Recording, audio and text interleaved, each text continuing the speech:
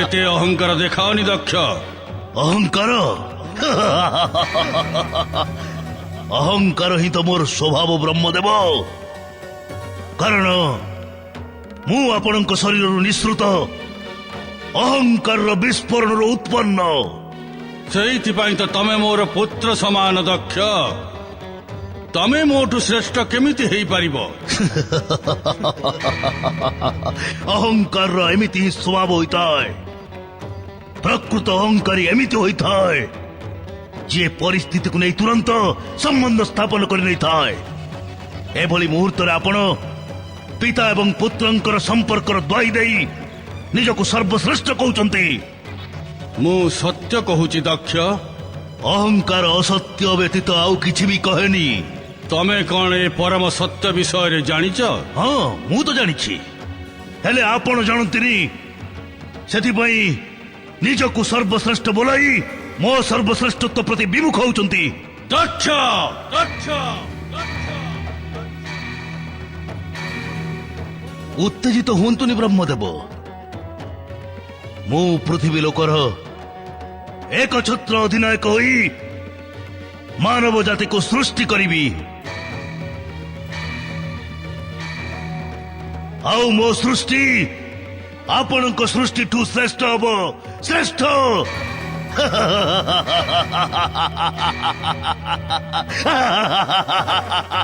ଦକ୍ଷ, ତମେ ନିଜ ଜନ୍ମଦାତା ସୃଷ୍ଟିର ରଚନାକର୍ତ୍ତା ବ୍ରହ୍ମଦେବଙ୍କୁ ଆହ୍ୱାନ କରିବାର ଦୁଃସାହସ କରିଛ। ଜଣେ ପୁତ୍ର କର୍ତ୍ତବ୍ୟରୁ ବିମୁଖ ହେଇ ତମେ ପୁତ୍ର ବୋଲାଇବାର ଅଧିକାର ହରାଇ ବସିଛ।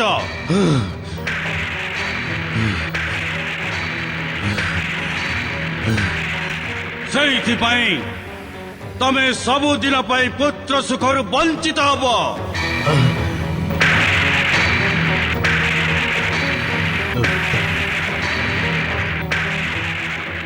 ତମେ କେବଳ କନ୍ୟା ପିତା ହେବ।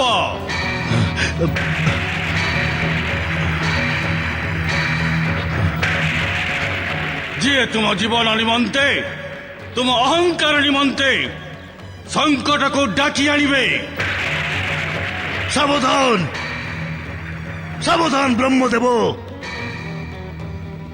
ଆପଣ ଦକ୍ଷ ପ୍ରଜାପତିକୁ ଅଭିଶାପ ଦେବାର ଦୁଃସାହସ କରି ନିଜ ଅନିଷ୍ଟକୁ ନିମନ୍ତ୍ରଣ କରିଛନ୍ତି। ଅନିଷ୍ଟକୁ ନିମନ୍ତ୍ରଣ କରିଛନ୍ତି। ମୁଁ ଦକ୍ଷ ପ୍ରଜାପତି ଆପଣଙ୍କୁ ଅଭିଶାପ ଦଉଛି। ଆପଣ ସୃଷ୍ଟିର ରଚୟିତା ହେଲେ ବି ମୁଁ ଗଢ଼ିଥିବା ସୃଷ୍ଟିରେ ପୂଜ୍ୟ ସ୍ଥାନ ପ୍ରାପ୍ତ କରିପାରିବେ ନାହିଁ। କୌଣସି ବି ପୃଥିବୀବାସୀ ଆପଣଙ୍କୁ ପୂଜା କରି ସୁଖୀ ହେଇପାରିବନି। ସମ୍ମାନ ଏବଂ ପୂଜାର ଅଧିକାରୀ ହେଇଥାଇ ବି ଆପଣ ଅସମ୍ମାନ ଆଉ ଅପୂଜନୀୟ ହେଇ ରହିବେ।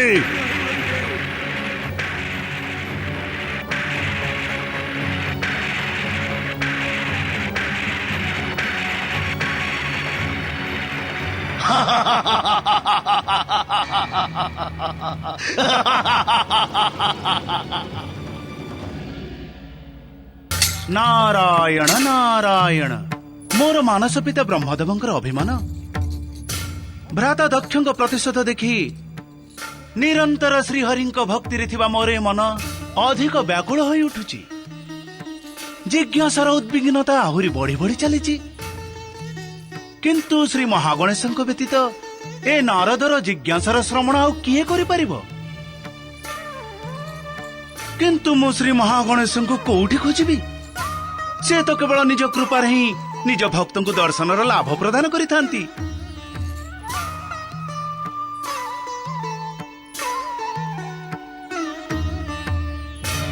हे अग्रपूज्य हे विघ्नेश्वर श्री महागणेश मते दर्शन दियंतु प्रभु मते दर्शन दियंतु मते दर्शन दियंतु आपण कोठी श्री महागणेश आपण दर्शन दियंतु प्रभु आपणकर भक्त नारदर जिज्ञासार श्रवण पाई दर्शन दियंतु प्रभु हे महागणेश आपण को मु कोठी खोजिबी प्रभु आपण कोठी श्री महागणेश हे चिंता हर्ता श्री महागणेश दर्शन दियंतु महागणेश नारायण नारायण हे श्री महागणेश आपण को मु एठी सेठी सबुटी खोजिली किंतु मते एमिति लागुची ए दिन हीन नारद भाग्य रे आपण को दर्शन लाभ नहीं।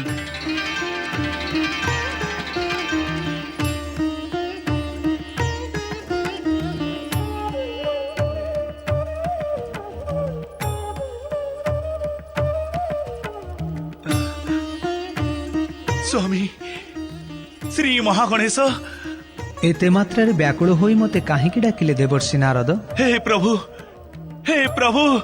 मु धन्य होई गली आपण निजरे भक्त को दर्शन देई आपण को भक्तर मान रक्षा कले प्रभु। सत् हृदय डाकुथिबा भक्तंकु दर्शन देवा मोर कर्तव्य देवर्षि। हे श्री महागणेश आपण दया करी मते कहंतु जे आपणकर भक्त सहित ए अन्याय काहेकि? अन्याय? हाँ प्रभु ये तो अन्याय ना आपणक कृपारु ए नारद 14 भुवन रे बिना बाधारे जा आस करि पारुची किंतु आपणक लोक को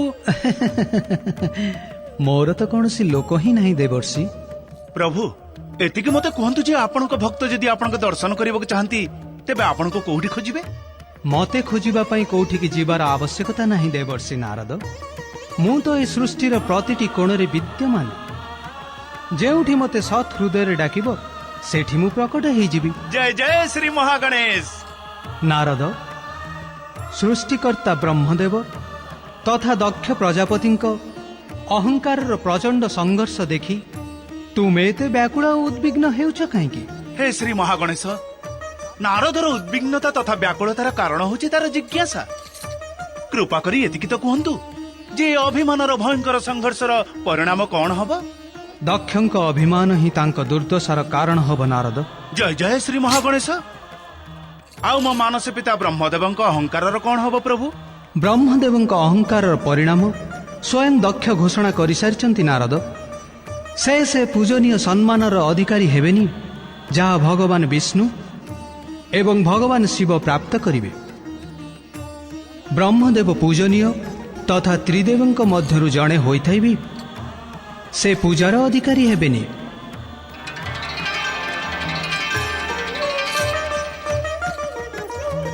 जय जय श्री महागणेश जय जय श्री महागणेश नारायण नारायण।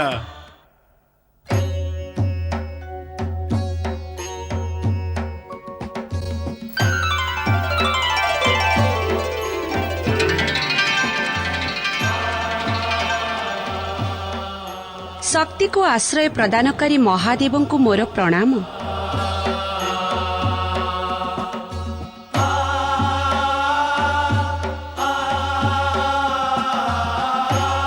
महादेवी शक्ति तुमे तो सबुबेले मो अस्तित्व समाविष्ट ही रही था। हाँ स्वामी संसार रे शक्तिर आश्रय स्थल तो आपण। शिव तुमर आश्रय कि से निजे तुमठु आश्रय लभि थाए यह तो चिंतार विषय। कहीं शक्ति बिना शिव भी सब।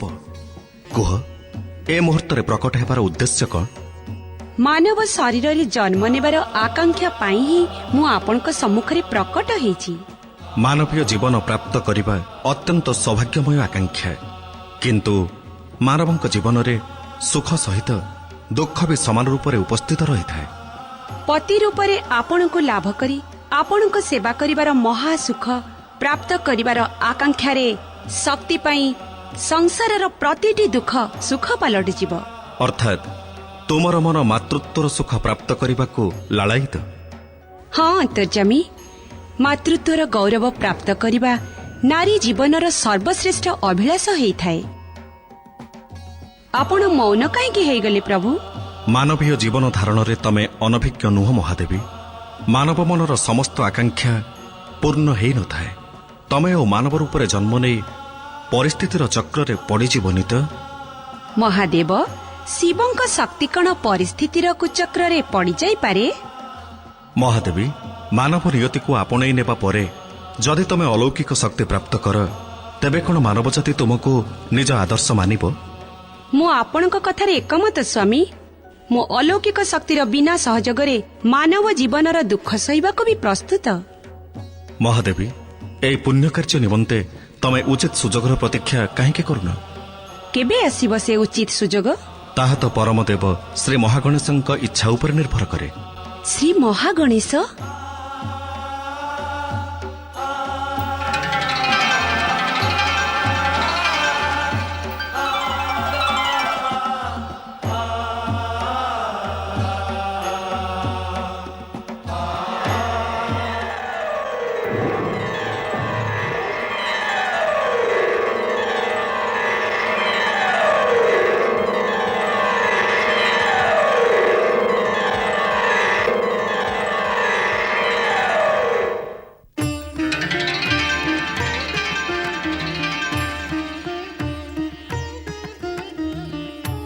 ପରମଦେବ ଶ୍ରୀ ମହାଗଣେଶଙ୍କୁ ଶକ୍ତିର ପ୍ରଣାମ।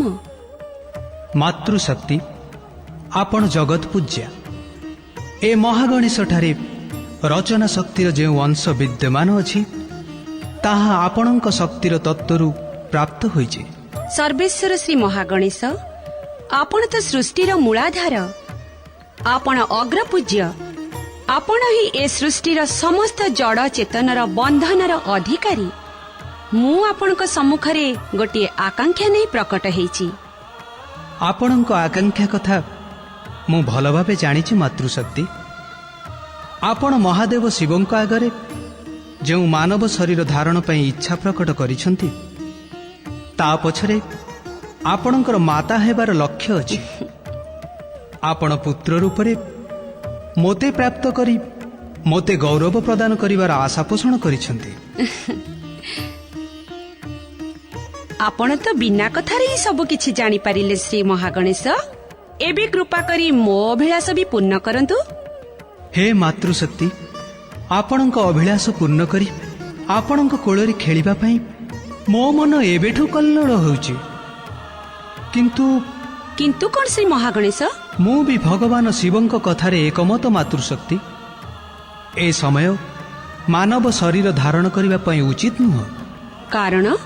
ମାତୃଶକ୍ତି, ଆପଣଙ୍କୁ ମୋତେ ପୁତ୍ର ରୂପରେ ପ୍ରାପ୍ତ କରିବା ନିମନ୍ତେ ଦୀର୍ଘ ପ୍ରତୀକ୍ଷା କରିବାକୁ ପଡ଼ିବ। ମୁଁ ଆପଣଙ୍କୁ ପୁତ୍ର ରୂପରେ ପାଇବା ପାଇଁ ଦୀର୍ଘ ପ୍ରତୀକ୍ଷା କରିପାରିବିନି ଶ୍ରୀ ମହାଗଣେଶ।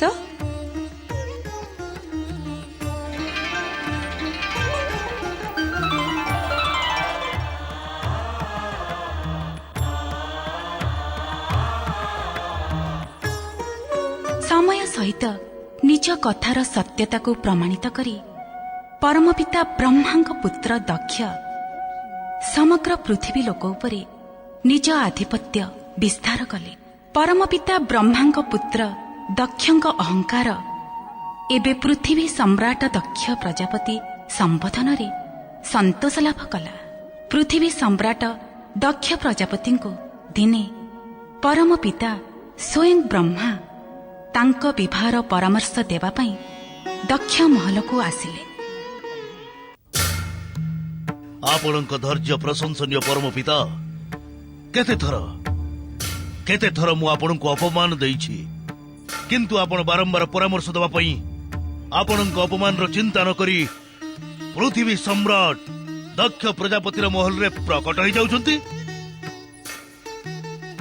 ଦକ୍ଷ, ନିଜ ଅପମାନର ଚିନ୍ତା ନ କରି ବାରମ୍ବାର ତମ ନିକଟକୁ ଆସିବାର ଏକମାତ୍ର କାରଣ ହେଉଛି ଯେ ମୁଁ ତମକୁ ନିଜ ପୁତ୍ର ଭାବୁଛି। ତମର ଅହଙ୍କାର, ସ୍ୱାର୍ଥ ଏବଂ ଦୁଷ୍ଟାମୀକୁ ଏ କଥା ଚିନ୍ତା କରି ମୁଁ ବାରମ୍ବାର କ୍ଷମା କରୁଛି। ଯଦି ଶରୀରର କୌଣସି ଅଙ୍ଗ ରୋଗଗ୍ରସ୍ତ ହୁଏ, ତେବେ ତାକୁ କାଟି ଫିଙ୍ଗି ଦିଅନ୍ତିନି, ବରଂ ତାର ଉପଚାର କରନ୍ତି। ତାହେଲେ ବାରମ୍ବାର ଆପଣ ମୋର ଉପଚାର ପାଇଁ ଆସୁଛନ୍ତି? ହଁ, ଏହା ହିଁ ଚିନ୍ତା କରି ଯେ ହୁଏତ କେବେ ବି ତମ ଭିତରେ ସଦାଚାର ଜନ୍ମ ନେବ। ପରମ ପିତା, ଆପଣଙ୍କ ସ୍ମରଣ ଶକ୍ତି କ୍ଷୀଣ ହୋଇଗଲାଣି।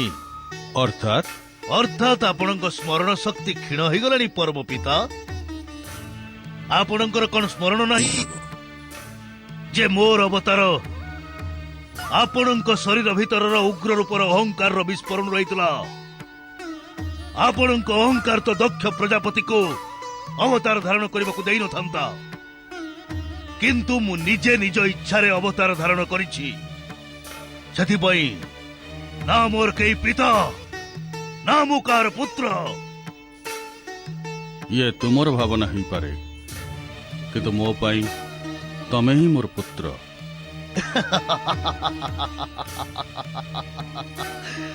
ଆଶ୍ଚର୍ଯ୍ୟ, ଶାପିତ ହେଇଥାଇ ବି ଆପଣଙ୍କ ସ୍ୱାର୍ଥ ସ୍ୱାଭିମାନ ନଷ୍ଟ ହେଇନି। ଦକ୍ଷ ପ୍ରଜାପତି ସହ ସମ୍ପର୍କ ଯୋଡ଼ିବାର ଟିକିଏ ବି ସୁଯୋଗ ମିଳିଲେ ଆପଣ ସେଥିରୁ ବିରତ ହୁଅନ୍ତିନି। ଦକ୍ଷ, ଏହା ସତ୍ୟ ଯେ ତମେ ଜନ୍ମ ନେବା ପରେ ତମେ ମୋତେ ଅପୂଜନୀୟ ରହିବାର ଅଭିଶାପ ଦେଇଛ, କିନ୍ତୁ ସେ ଅଭିଶାପ ମୋ ପାଇଁ ଅଭିଶାପ ନୁହଁ, ବରଦାନ ସିଦ୍ଧ ହେଲା। ବରଦାନ? ତମେ ଆଶ୍ଚର୍ଯ୍ୟ ହେବା ସ୍ୱାଭାବିକ ଦକ୍ଷ, କାହିଁକି ନା ଆଜି ଯାଏ ଯେଉଁ ଅଭିଶାପ ପାଇଁ ତମ ଅହଙ୍କାର ଶାନ୍ତି ପାଉଥିଲା, ଆଜି ତାହା ମିଥ୍ୟା ପ୍ରମାଣିତ ହେଇଛି। କାରଣ ଜାଣିବା ପାଇଁ ଆଗ୍ରହୀ? ଅବଶ୍ୟ ଅବଶ୍ୟ, ପ୍ରଜାପତି ଦକ୍ଷ ଅବଶ୍ୟ ସେ କାରଣ ଜାଣିବା ପାଇଁ ଆଗ୍ରହୀ। ବ୍ରହ୍ମଦେବ, ଯେ ତା ଅଭିଶାପ କେମିତି ବରଦାନ ହେଲା? କାହିଁକି ନା ପୂଜାରେ ପ୍ରଶଂସା ଓ ସମର୍ପଣର ଭାବ ସବୁଠୁ ଅଧିକ ରହିଥାଏ, ଆଉ ପ୍ରଶଂସା ଏବଂ ସମର୍ପଣ ଭାବନାରୁ ହିଁ ଅହଙ୍କାର ସନ୍ତୁଷ୍ଟ ହୋଇଥାଏ। ଆଉ ତୁମ ଅଭିଶାପ କାରଣରୁ କୌଣସି ପୃଥିବୀବାସୀ ମୋତେ ପୂଜା କରୁନାହାନ୍ତି, ତେଣୁ ମୋ ଅହଙ୍କାର ସର୍ବଦା ଶାନ୍ତ ରହୁଛି। ସେଇଥିପାଇଁ ତମ ଅଭିଶାପ ମୋ ପାଇଁ ବରଦାନ ସିଦ୍ଧ ହେଲା। ଅର୍ଥାତ୍ ଅଜାଣତରେ ଦକ୍ଷ ପ୍ରଜାପତି ଆପଣଙ୍କର ଉପକାର କରିଛି। ନିଃସନ୍ଦେହ। ପରମ ପିତା, ୟା ପୂର୍ବରୁ ଆପଣଙ୍କ ଆଗମନ ସର୍ବଦା ମୋ ଉତ୍ତେଜନା ବୃଦ୍ଧି କରୁଥିଲା, କିନ୍ତୁ ଆଜି ଆପଣଙ୍କ ମୁହଁରୁ ସତ୍ୟ ଶୁଣି ମୁଁ ଅତ୍ୟନ୍ତ ପ୍ରସନ୍ନ।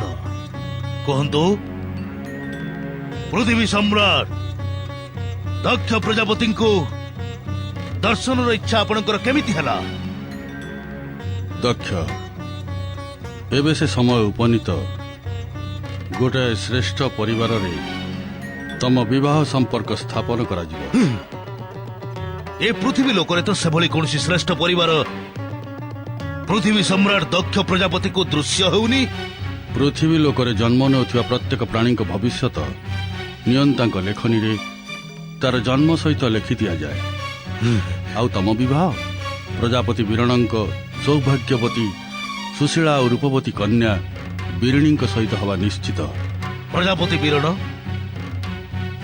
ଏ ନାମଧାରୀ କୌଣସି ପ୍ରଜାପତି ତ ପୃଥିବୀ ଲୋକରେ ନାହାନ୍ତି। କିଏ ଏ ପ୍ରଜାପତି ବୀରଣ? ତମ ଭଳି ମୁଁ ତୁମକୁ କେବେ କହିବିନି ଯେ ତମ ସ୍ମରଣ ଶକ୍ତି କ୍ଷୀଣ ହୋଇଗଲାଣି, କିନ୍ତୁ ସତରେ କ'ଣ ତମେ ସପ୍ତଦ୍ୱୀପର ବୀରଧ୍ୱଜ ପ୍ରଦେଶର ପ୍ରଜାପତି ବୀରଣଙ୍କୁ ଜାଣିନ? ମୁଁ ଜାଣିବାକୁ ବି ଆଗ୍ରହୀ ନୁହଁ ବ୍ରହ୍ମଦେବ। ସେ ସପ୍ତଦ୍ୱୀପ ହଉ କିମ୍ବା ସିନ୍ଧୁ ଦ୍ୱୀପ, ପ୍ରତ୍ୟେକ ପ୍ରଜାପତିକୁ ନିଜ ସୁରକ୍ଷା ପାଇଁ ପୃଥିବୀ ସମ୍ରାଟ ପ୍ରଜାପତି ଦକ୍ଷଙ୍କୁ ଗୋଟେ ନିର୍ଦ୍ଧାରିତ ଶୁଳ୍କ ଦେଇ ସନ୍ତୁଷ୍ଟ କରିବାକୁ ପଡ଼ିଥାଏ। ଆଉ ମୁଁ ସେ ଯାଏ ସେ ପ୍ରଜାପତିର ନାଁ ଜାଣିବାକୁ ଆଗ୍ରହୀ ନୁହଁ ଯେ ପର୍ଯ୍ୟନ୍ତ ସେ ମୋ ସମ୍ମାନରେ ତ୍ରୁଟି ନ କରିଛି। ବୀରଣଙ୍କ ସ୍ୱଭାବ ବିଷୟରେ ମୁଁ ଭଲ ଭାବେ ଜାଣିଛି ଦକ୍ଷ। ସେ ତମର କ'ଣ କାହା ସମ୍ମାନରେ ବି ତ୍ରୁଟି କରନ୍ତିନି। ସେଇଥିପାଇଁ ମୋର ପରାମର୍ଶ ଯେ ତମେ ପ୍ରଜାପତି ବୀରଣଙ୍କ କନ୍ୟା ସହ ନିଜ ବିବାହର ସ୍ୱୀକୃତି ଦେଇଦିଅ।